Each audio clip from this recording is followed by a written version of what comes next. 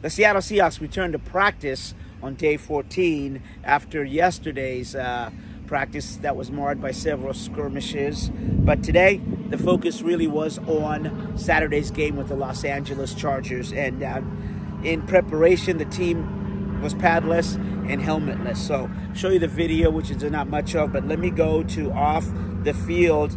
The Seahawks signed defensive lineman Mario Kendricks, cornerback Willie Roberts, and then they waived injury settlement with defensive tackle Matt Gotel. So here we go with the video.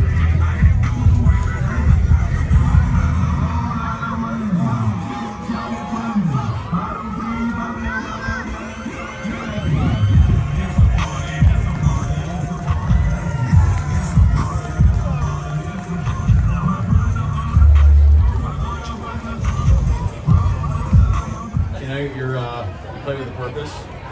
But like we told the guys today, it's an opportunity. We want to give the guys the best opportunity to show their best football, and then it's an awesome opportunity to evaluate where we're at as a football team. Where do you think you're at right now? You just finished up the first phase of training camp. Now the preseason's rolling. How do you feel about the way things are going? Yeah, we're in it. We're in it. I think the guys' spirits are right where they should be. They're battling through it. They're optimistic. We're attacking it. Time's ticking, so there's a sense of urgency on some decisions that we're gonna have to make pretty soon. But right where we want to be. What's in terms of like starters? I guess you have a general philosophy on what you want to do with that. Yeah. So a couple things driving the decision is one, the science of getting the exposure. Obviously, with new systems, new schemes, guys wanted to knock the rust off, so to speak, make sure we're sharp going into week one. So. There's two things going on. One, yeah, we want to get the starters out there, and then also some individual decisions on certain positions that guys, we might hold back, or maybe don't put them out there maybe until week 3 after the Tennessee practice, things like that. So I think defensively, you probably see a good amount of starters out there to start the game. We'll see how long that lasts. And then offensively, as of right now, I don't believe Gino's going to go. A couple other starters aren't going to go as well. Which is all good, but then we're sharpening out. Guys have a great showing, and we'll see where we're at and move forward with Tegan. I mean, and we look to him, and as he goes, we're going to go for a lot of where we want to go as a football team. So, as expected, had a great message. The guys were in. We had a great practice yesterday. I think, like I said, we're right there on the edge. At this point in camp, I mean, we're tired of going against one another. So. There's some edge to us, which is good to a degree, and then we just have to make sure that we keep our poise in certain situations, because at the end of the day, we want to take care of one another, and we're all wearing the same helmet. It's Tegan. I mean, and we look to him, and as he goes, we're going to go for a lot of where we want to go as a football team. So, as expected, had a great message. The guys were in. We had a great practice yesterday. I think.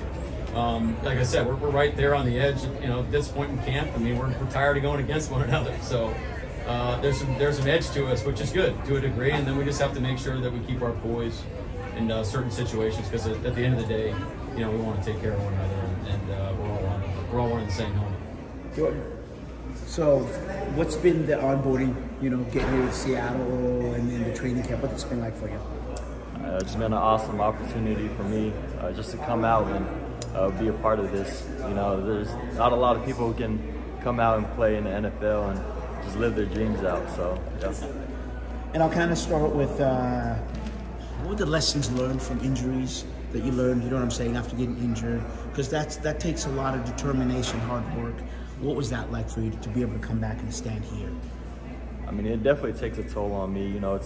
It's a part of the game, but just being able to just continue to push forward and have that support, whether it's family, teammates, friends, having all of them in my corner and be able to just push me through that has helped me a lot.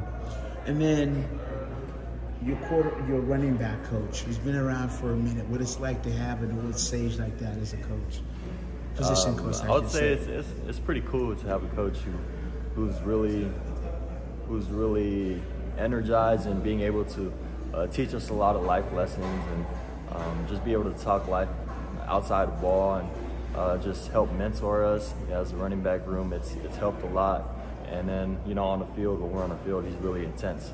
So it's been a great opportunity for us as running backs to learn from that and just continue to stride and make, you know, big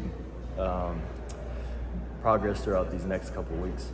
You guys do some pretty innovative, creative drills I've seen. The one where like there's 4 people come and then you'll say left or right. Right. Can you talk about, not specifically, just some of the drills and things you're doing out there? We have a lot of drills, you know, we call it EDDs, everyday drills, you know, so we're trying to implement whatever those drills are in those indie periods and trying to have that transition to the team periods. But it's been great for us to go out there and do some of those, you know, jump cuts and, you know, reaction drills where we're all cutting off each other and be able to just go out there and react and play loose in team periods. And in that the running back room, I mean, you've got 2, and then there's a lot of competition, yet supportive competition going on. Can you just talk about that? I mean, the room is awesome. You know, there's guys who always look out for each other, and I think this running back room is really special.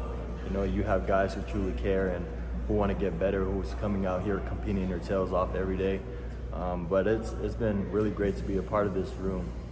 And then the offense, just in terms of what you've seen so far, not specifically the S's and O's. What do you like about this offense? I mean, I love everything about this offense. You know, just being able to see, witness, and go out there, be a part of it. It's something special. Like I don't see this often.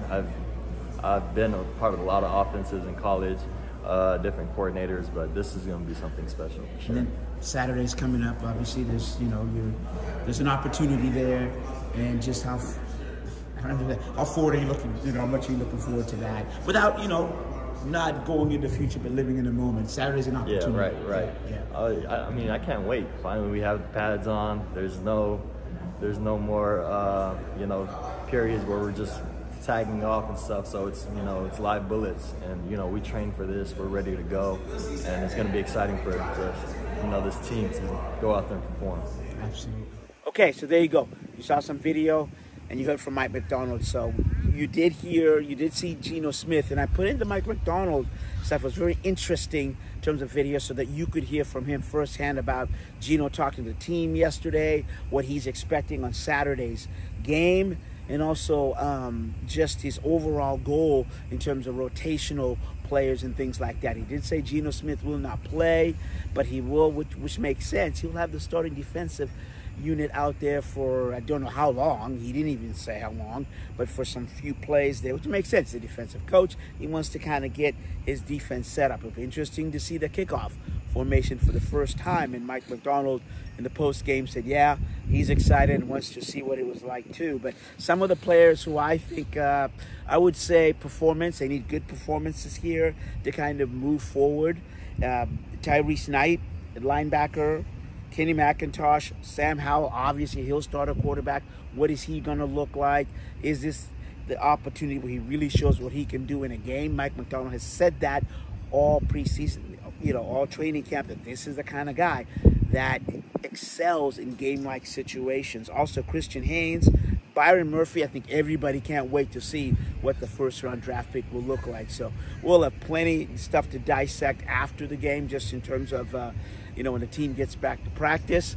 So it'll be interesting to see what the Seahawks will look like under Mike Macdonald on Saturday against the Chargers. For the CascadiaSports.net report, I'm Osvaldo Wiedemeyer here from the VMAC in